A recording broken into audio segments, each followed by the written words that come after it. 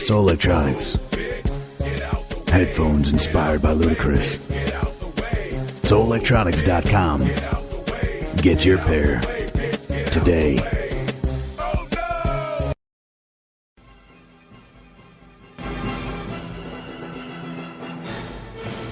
Okay, we're back for the second half of the online movie show.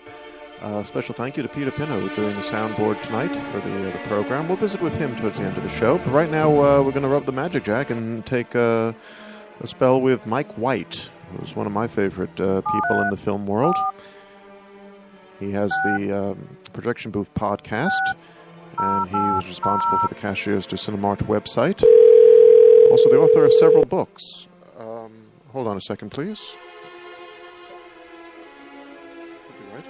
Hello. Mike White. Hi, how are you? Hi, Phil Hall here, and you're live on PPRN Radio. Fantastic. Thanks for taking the time to be with me tonight, Mike. I appreciate that. Was talking about the Projection Booth podcast that you have, and was curious, when did you start the podcast, and why did you start it? It was March of 2011, and I started it. Actually, a friend of mine at the time, Mondo Justin, writer here outside of Detroit, he and I made a road trip down to Indiana to go to a film festival, and he brought it up, suggested it as something that we should do, and I kind of poo-pooed it at first and was like, I don't really know, I've got so many other things going on, I don't know about this, and then I started to listen to some other podcasts, and I was like, well, we could probably do a better job than some of these things that I'm listening to. And next thing I knew, he had set up an interview with Richard Rush and with Steve Railsback, and we're going to do an episode on the Stuntman, and we were kind of all in from then. And, I've never really looked back. Oh, my. So that's quite a stellar lineup. Who are some of the guests you've had on over the years? We've had, pretty much each episode, I think there's only been maybe 2 or 3 where we haven't had special guest interviews on those. Some of the ones that I'm the most proud of would be people like William Friedkin or Peter Bogdanovich. I was really glad we had Ellen Burstyn on the show one time, and I was really, really glad that we had Luke Wilson on the show. My co-host, Rob St. Mary, just kind of bumped into him at a bar and managed to talk him onto the show one time. That's really incredible. How do you promote the show? How do you let people know that you have all this great talent on your program?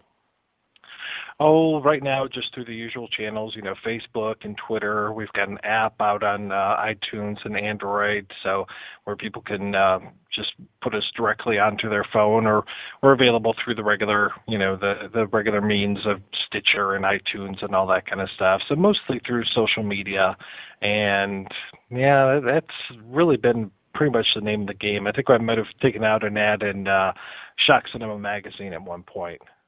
Well, I was fortunate to be a guest on your show a couple of years ago. I think it was the film Mr. Freedom is what we were talking about? Yipper. That's right. And you've done a good number of cult films on the show. What have been some of your favorite cult films that you've discussed over the years?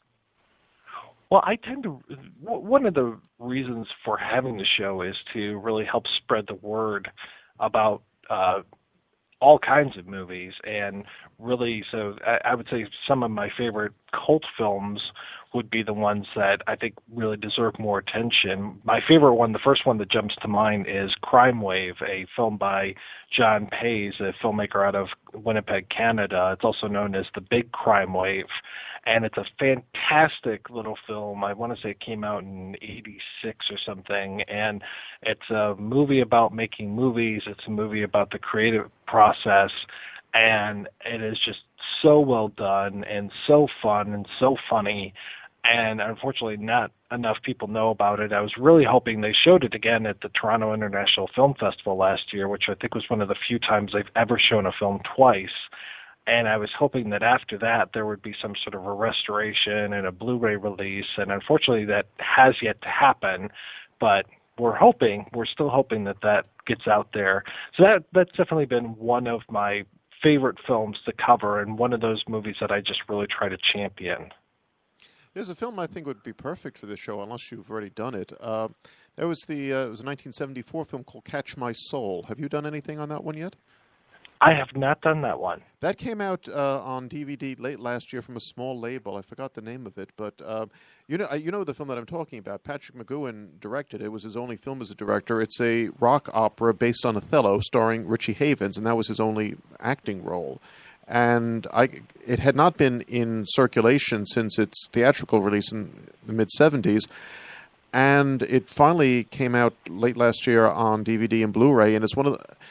And this is an interesting thing because when I was researching the film, I had been looking for this movie for many years. All the reviews from back in the day said this was a horrible, horrible film. And I watched the movie, and I was blown away by just how inventive and imaginative the film is. So I guess this is a two-prong statement. One is definitely, if you haven't seen it yet, check it out. Definitely, it would be wonderful for your show. But also, too, as a critic, how do you feel when you see a film that other critics have completely bad-mouthed, and you look at it and say, wait a minute, there's nothing wrong with this movie. What are these guys talking about? God, that's a feeling I feel very often. I've really kind of learned to live with that. I think that's really one of the first steps when it comes to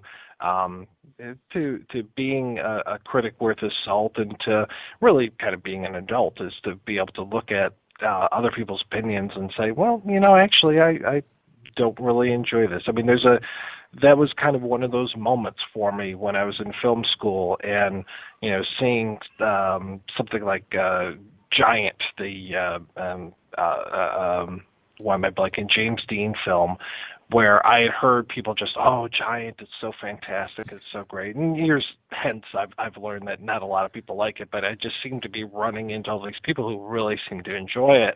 And when I had tried to sit through it for the third time, and this is not a short movie by any means, I finally just kind of gave up, and I said, it's not that good. I really don't feel that it is. And I was finally able to be comfortable with myself enough, and I was like, oh, okay, I can kind of grow from this experience and learn that maybe not all the critics are right 100% of the time. And looking at something like Roger Ebert and his vendetta against David Lynch, it's like if you were to just read Roger Ebert reviews of David Lynch films, you would think that he was one of the worst filmmakers ever. So it's nice to be able to have your own opinion and form your own opinion. That's one thing that's bothered me about criticism, because not only, obviously, Roger's not with us, so not bad-mouthing him, but two critics who are still with us, Armand White and Stephen Holden, they've also had vendettas against people as well. And I've always felt for myself, if I'm approaching a film with a star or a director that I don't care for, I think it's wrong for me to review the film, because there's no way I can give this an unbiased opinion, and I don't think it's fair for the people reading my reviews just to hear me go through yet another round of tinny insults against somebody who I just happen not to like.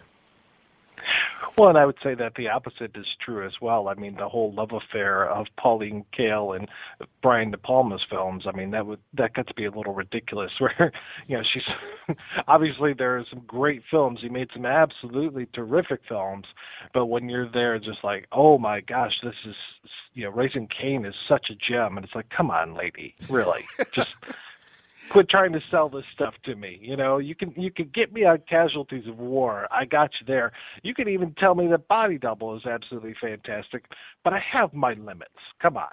One thing I liked about Pauline Kael, I very rarely agreed with anything she wrote, but I loved her command of the language. Oh, yeah. And I think that's the problem with a lot of people today, not just with film criticism, but any writing in general, that it's either you're with us or against us. You're not going to read somebody who you disagree with, but yet you say, wow, this is really a great writer. I think in many ways a lot of people have become so touchy that if you don't push the right buttons, they're just going to automatically hate you.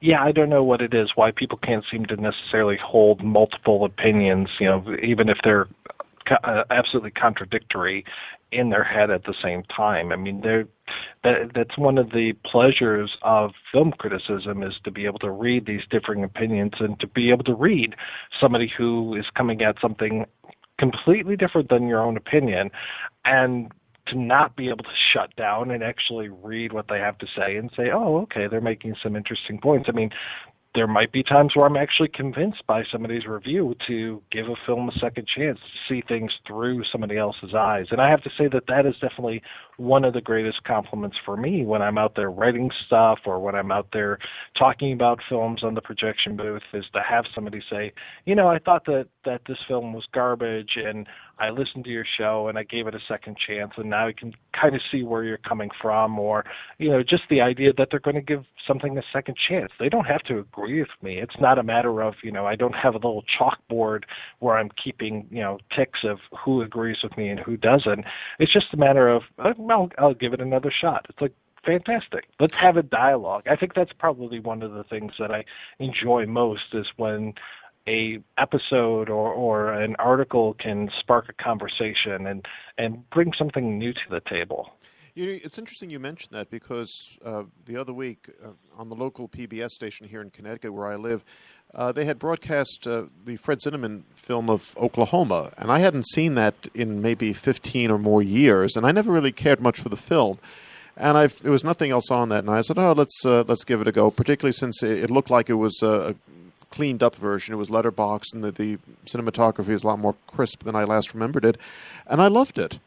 And I was like, "Oh my God, this film is actually a lot more clever and a lot more mature than I remembered it years ago." Whether it's just me as an older person looking at it and appreciating it more, or maybe as I was just when I saw it the last time, I might have been in a bad mood and just unfortunately brought my baggage to the viewing.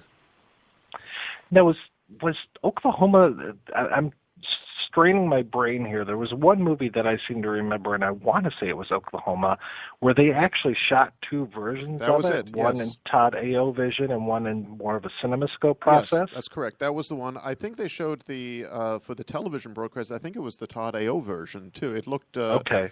The cinematography looked a lot cleaner than I had recalled it, because I actually remember when it was early broadcasts of back in the 70s, when it was pan and scan, which of course is not the way to watch that type of a movie. No, but watching it again is just it just caught me off guard. Just it was so in many ways different than as I recalled it, that it was like seeing it for the first time. Yeah, and definitely age and memory play a part of that. I mean, there have been a lot of movies that we've covered on the show where we have really talked about the nostalgia factor, because there are movies that I really like that I know are really bad, but I still like them regardless. And so you can tell me how awful they are, and I will agree with you completely, but I still will enjoy these films, and I will find things to enjoy about them. So but I will definitely say, like, hey, you know, if you don't like, you know, Free Jack, that's absolutely fine. You have every right in the world to not like Free Jack, but I really enjoyed this film. There's something about it that I got, and, you know, and I won't say that I really don't really care for the term guilty pleasure, because I find pleasure in quite a few things, and I never really feel guilt about any of them. So, but it's like, okay, yeah, I think when I saw it, seeing it under the circumstances I saw it, and just it hit the right note that particular day, and I've enjoyed it ever since. So we definitely will talk about that kind of, you know, seeing something at the right time, you can have the right cast, and then also seeing something again so many years later, something maybe that you didn't enjoy the first time. Hey, you know, maybe maturity brought something to it, or maybe just your experiences, or maybe you're in a bad mood at the first time. You know, that I've had all of those experiences, because that's one of the things about this art form, is you're bringing everything to the table when you're watching these films, even your bad moods. So there have been a lot of movies. I mean, The Big Lebowski, when I saw that, I was in a really terrible mood, did not like that movie, and it took me a lot of years before I sat down and watched it again and said, okay, now I see what the fuss is about. Have you ever been in a situation, Mike, where you're the only one who seems to like a film, and it seems like almost the entire world is in complete disagreement with you? You know, I don't know if I ever have. I'm really trying to think of that. I usually seem to be the other way around, where I feel like, has everybody gone off their rocker? Why is everybody making such a big